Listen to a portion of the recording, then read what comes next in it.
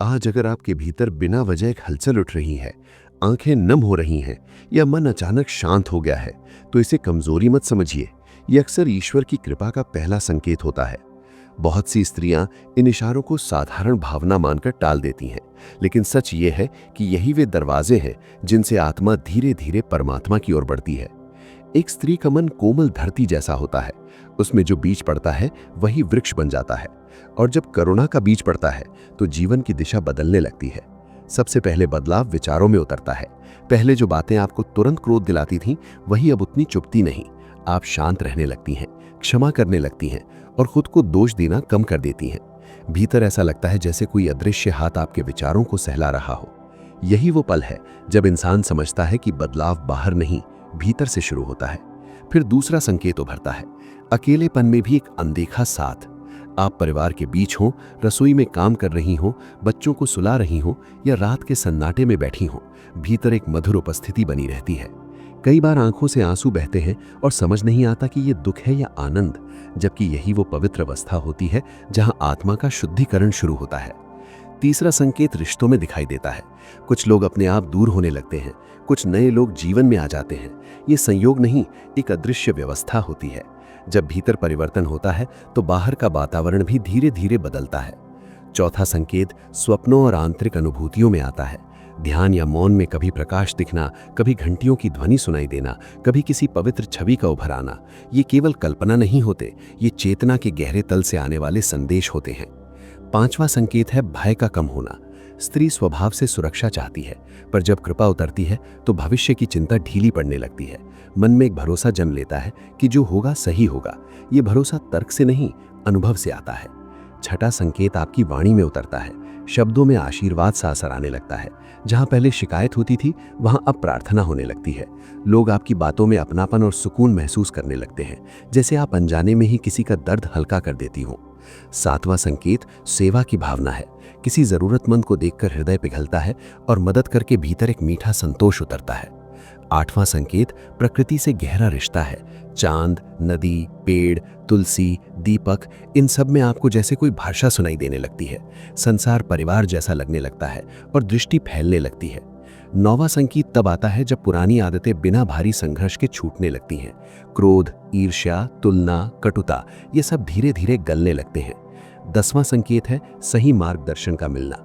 कभी कोई पंक्ति, कभी कोई पुस्तक, कभी किसी संत का वाक्य, कभी कोई सही संदेश ठीक समय पर सामने आ जाता है। और 11वां संकेत है अपने अस्तित्व का बोध, कि आप केवल देह नहीं, एक दिव्य चेतना है। यहीं से वास्तविक जीवन शुरू होता है। लेकिन ये यात्रा हमेशा सरल नहीं होती। कई बार समाज, परिवार और पुराने संस्कार रोकते हैं। मन पूछता है क्या इतना बदलना सही है? तब भीतर से जवाब आता है, जिस मार्ग पर प्रेम बढ़े वही सही है। कृपा स्त्री को कमजोर नहीं, शक्तिशाली बनाती है। वो अधिक साहसी, अधिक स्पष्ट, अधिक करुणामयी हो जाती है। इन संकेतों के बाद सबसे जरूरी है मौन, कृतज्ञता और नियमित स्मरण। रोज कुछ क्षण आंखें बंद करके भीतर उतरना, अपने हृदय से बात करना और उस उपस्थिति को महसूस करना जो शोर नहीं करती, फुसफुसाती है। जब कृपा गहरी होती है तो घर का वातावरण बदलने लगता है। बच्चे अधिक शांत होने लगते हैं, रिश्तों में कोमलता आने लगती है। ये कोई जादू नहीं, ऊर्जा का नियम है। जैसे मन शुद्ध होता है, उसका प्रभाव चारों ओर फैलता है। धीरे धीरे देखने की दृष्टि बदलती है, घटनाएं बाद में बदलती हैं। आप दोष देखने के बजाय अर्थ देखने लगती हैं। जो लोग पहले आपको गलत लगते थे, अब उनकी भूमिका भी समझ आने लगती है। जीवन के कांटे भी फूल जैसे लगने लगते हैं, क्योंकि भीतर विश्वास जन्म ले चुका होता है। इसी के साथ एक और बड़ा परिवर्तन आता है, स्वयं से संवाद। पहले आप दूसरों की राय से जीती थीं, अब अपने अंतर्मन की आवाज सुनने लगती हैं। ये आवाज तेज नहीं होती, बहुत धीमी होती है, लेकिन जो इसे पहचान लेती है उसके निर्णय अक्सर सही निकलते हैं। चेहरे पर भी बदलाव दिखाई देने लगता है। बिना किसी विशेष श्रृंगार के भी एक तेज, एक ताजगी, एक स्थिरता उतर आती है। लोग पूछते हैं तुम बदली बदली क्यों लगती हो, और आप खुद भी सोचती हैं कि ये बदलाव कहाँ से आया। सच ये है कि जब हृदय शुद्ध होने लगता है तो आत्मा का प्रकाश चेहरे पर उतर आता है। कृपा प्राप्त स्त्री की एक पहचान ये भी होती है कि वो दूसरों को नियंत्रित करना छोड़ देती है। पहले वो चाहती थी कि पति ऐसे हो, बच्चे वैसे हों, दुनिया उसके अनुसार चले। अब समझ आता है कि प्रेम बंधन नहीं, स्वतंत्रता है। इस समझ से रिश्तों का बोझ हल्का होने लगता है और कलह अपने आप कम होने लगती है। फिर एक सूक्ष्म संकेत उभरता है, भजन और संगीत की ओर खिंचाव। कभी बिना कारण मन कीर्तन सुनना चाहता है, आंखें बंद करते ही आंसू बहते हैं, जैसे आत्मा भीतर ही भीतर प्रार्थना में पिघल रही हो। और फिर तुलना से मुक्ति। पहले आप दूसरी महिलाओं को देखकर खुद को कम आंकती थीं, अब समझ आता है कि हर आत्मा की यात्रा अलग है। प्रतिस्पर्धा की जगह आत्म विकास आ जाता है। इसके बाद क्षमा का फूल खिलता है। जिस व्यक्ति ने सबसे अधिक पीड़ा दी हो, उसे याद करके भी हृदय में कड़वाहट नहीं उठती। ये साधारण बात नहीं, ये कृपा का ऊंचा स्तर है। फिर धन और वस्तुओं के साथ रिश्ता बदलता है। आप चीजों का सम्मान करती हैं, उन्हें संभाल कर रखती हैं, लेकिन भीतर से उन्हें छोड़ने का बोझ नहीं होता। ये अंतिम संकेत है कि जब इस समृद्धि के साथ वैराग्य पनपने लगे, तो ये मान लीजिए कि कृपा पूर्ण हो चुकी है। इस मार्ग पर भटकने वाले बहुत हैं, क्योंकि भीतर होने वाले बदलाव बाहर से कई बार समझ नहीं आते। इसलिए जो स्त्री इस यात्रा पर चले, उसे जंगल में अकेले चलने जैसा धैर्य चाहिए होता है। नियमित रूप से एक समय बैठकर मौन धारण करना, दूसरों को बदलने के बजाय अपने पर ध्यान देना और खुद को जीतना ही इस यात्रा की मुख्य साधना है। लेकिन उनमें उलझती नहीं। सुरक्षा बाहर नहीं, भीतर है, ये समझ आने लगती है, और इसलिए कठिन समय में भी संतुलन बना रहता है। कभी कभी आपको आत्मा की स्मृतियों जैसी अनुभूतियां होने लगती हैं। किसी जगह जाते ही अपनापन, किसी व्यक्ति से पहली मुलाकात में भी गहरा संबंध सा एहसास, जैसे चेतना केवल वर्तमान तक सीमित नहीं रही। साथ ही सीमाएं स्पष्ट होने लगती हैं। आप सबको खुश करने की बीमारी से बाहर आती हैं। जहां ना कहना जरूरी हो, वहां विनम्रता से ना कह देती हैं। ये अहंकार नहीं, आत्मसम्मान का जन्म है। प्रार्थना का स्वरूप भी बदलता है। पहले मांग होती थी, अब समर्पण होता है। आप कहती हैं, जो सही हो वही करो, मुझे योग्य बना दो। और तब अक्सर ऐसा लगता है कि आपके हाथों से अपने आप अच्छे काम होने लगे हैं। किसी भूखे को भोजन, किसी दुखी को सहारा, किसी अकेले को अपनापन, जैसे कोई और भीतर से करा रहा हो। मातृत्व भी बदलता है। अनुशासन के साथ संस्कार का भाव आता है। डांट कम, समझाना ज्यादा। स्पर्श में औषधि जैसी गर्माहट उतर आती है। फिर मृत्यु का भय कम होने लगता है। जीवन यात्रा लगने लगता है, अंत नहीं। जब मृत्यु का डर घटता है, तो दुनिया के कई डर अपने आप कमजोर पड़ जाते हैं। प्रकृति के बीच अकेले बैठना अच्छा लगने लगता है। नदी, पेड़, आकाश सब गुरु जैसे लगने लगते हैं, क्योंकि सीख शब्दों से नहीं, अनुभूति से होने लगती है। कभी कभी परीक्षा भी आती है। अचानक संकट खड़ा हो जाता है, ताकि देखा जा सके कि विश्वास कितना गहरा है। जो स्त्री टिक जाती है, उसका संबंध और प्रगाढ़ हो जाता है। सबसे सुंदर बात यह होती है कि आप स्वयं को प्रेम करना सीख जाती हैं। अतीत को कोसना बंद करती हैं।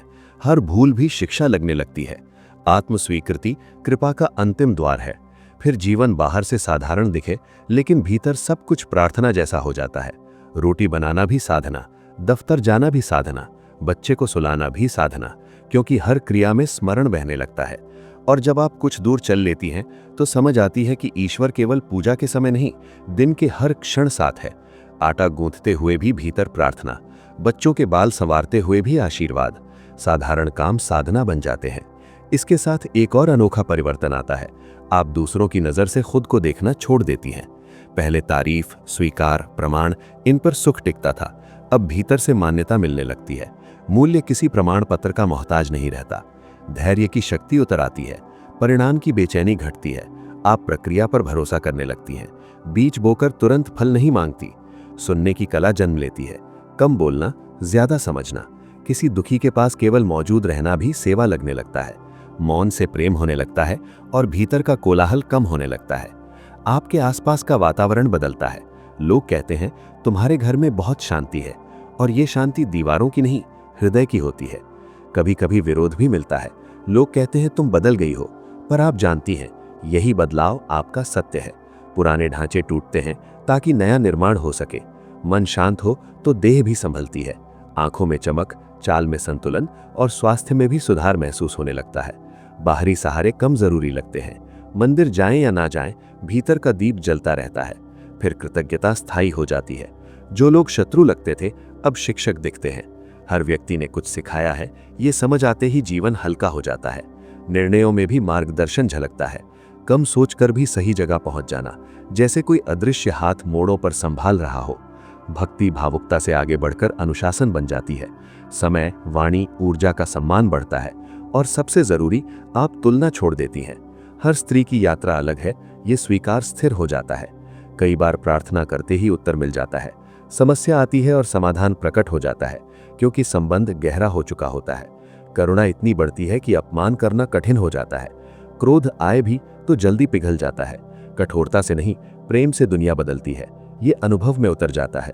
एक अवस्था पर दुखों से शिकायत भी कम हो जाती है। आप स्वीकार कर लेती हैं कि हर अनुभव मांझने आया था। अब ईश्वर दूर बैठा न्यायाधीश नहीं, सबसे निकट मित्र लगता है। आप हंसती हैं तो साथ, रोती हैं तो गोद में।